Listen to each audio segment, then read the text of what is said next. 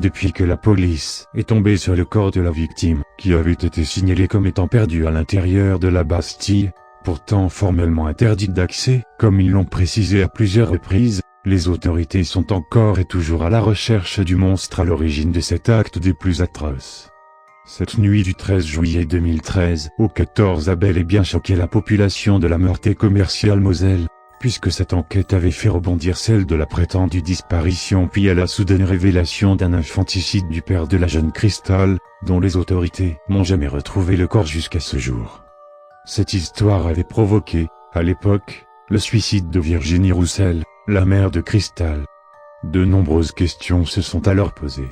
Le père de la principale suspecte, quant à lui, a préféré garder le silence lorsqu'on lui avait confié que sa fille n'était pas morte comme il l'avait avoué en 1997. Nous sommes le 15 octobre 2013 lorsque je commence à rédiger à mon tour l'histoire, qui a sans doute un rapport avec le cannibale toujours en liberté dans les rues de la ville où le meurtre de Fabien a eu lieu. Lors d'un week-end, quelques amis et moi avions décidé de faire une balade nocturne dans la ville. Cela nous semblait vraiment bizarre de ne croiser personne dans la rue malgré l'heure qu'il était.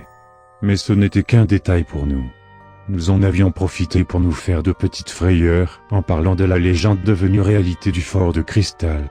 Diverses questions nous vinrent à l'esprit. Et si nous la croisions? Que se passerait-il ensuite?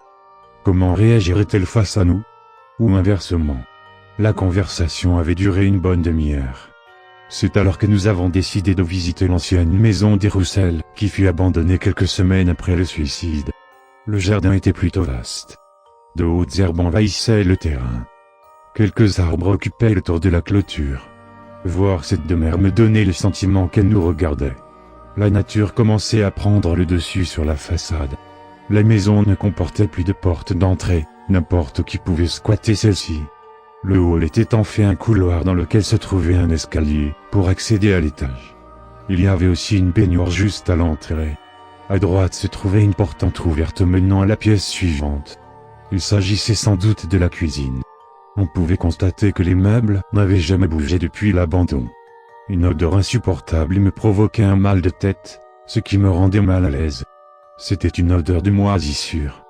L'une de mes amies, Alison, n'était pas du tout rassurée sachant très bien que la mère de Cristal s'était suicidée dans son propre habitat. Elle décida alors de nous attendre dans le jardin. Nous lui avions promis de faire au plus vite afin de ne pas la laisser toute seule. Nous sommes ensuite montés à l'étage. Je me souviens qu'il faisait affreusement froid. Toutes les fenêtres avaient été ouvertes ou brisées. Le craquement du plancher nous faisait frissonner à chaque pas que nous entamions. Le couloir dans lequel nous nous trouvions nous donnait un vaste choix de pièces.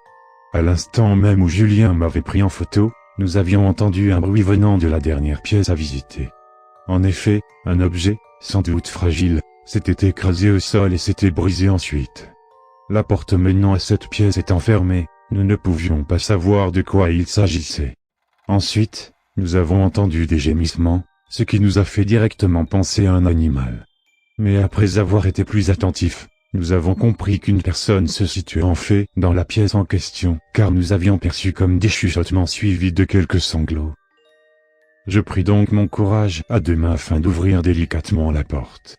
Mes amis se tenaient juste derrière moi, tout aussi effrayés que moi, mais curieux de voir ce qui avait provoqué la chute de cet objet.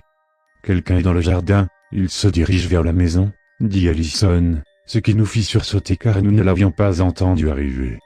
J'ai tout de même ouvert la porte tout en m'éclairant à l'aide de l'appareil photo de Julien. Il y avait une femme se tenant debout face au mur. Elle gravait le mot maman partout dans la pièce.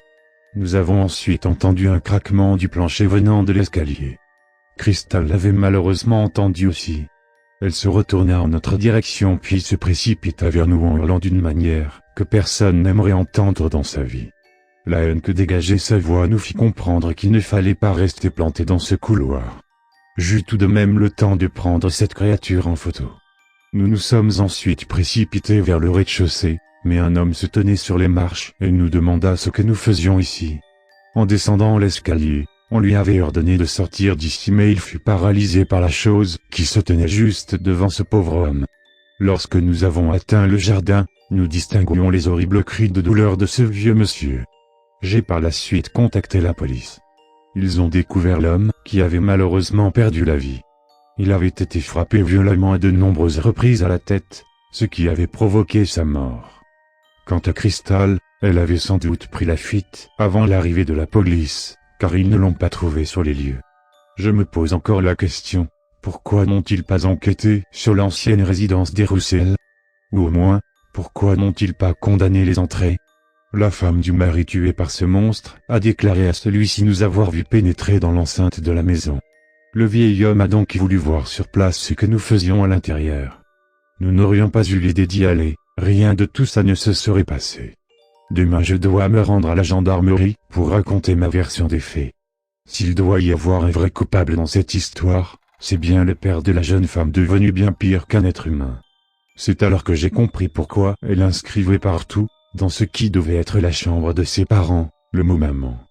En effet, elle ne doit pas être au courant que celle-ci s'est donné la mort juste après avoir appris que son enfant avait été soi-disant tué par son père. Toute cette haine que ressent Crystal vient de lui-même après l'avoir abandonné dans cette forteresse en 1997, je ne vois pas d'autre explication. J'ai regardé la photo que j'avais prise de la créature. D'après mes souvenirs lorsque j'avais la chose en face de moi, elle était affreusement maigre. Crystal avait dévoré ses propres lèvres, ce qui explique sur la photo qu'on pourrait croire à un sourire des plus malsains. Je comprends pourquoi maintenant personne n'ose se promener dans les rues tard le soir.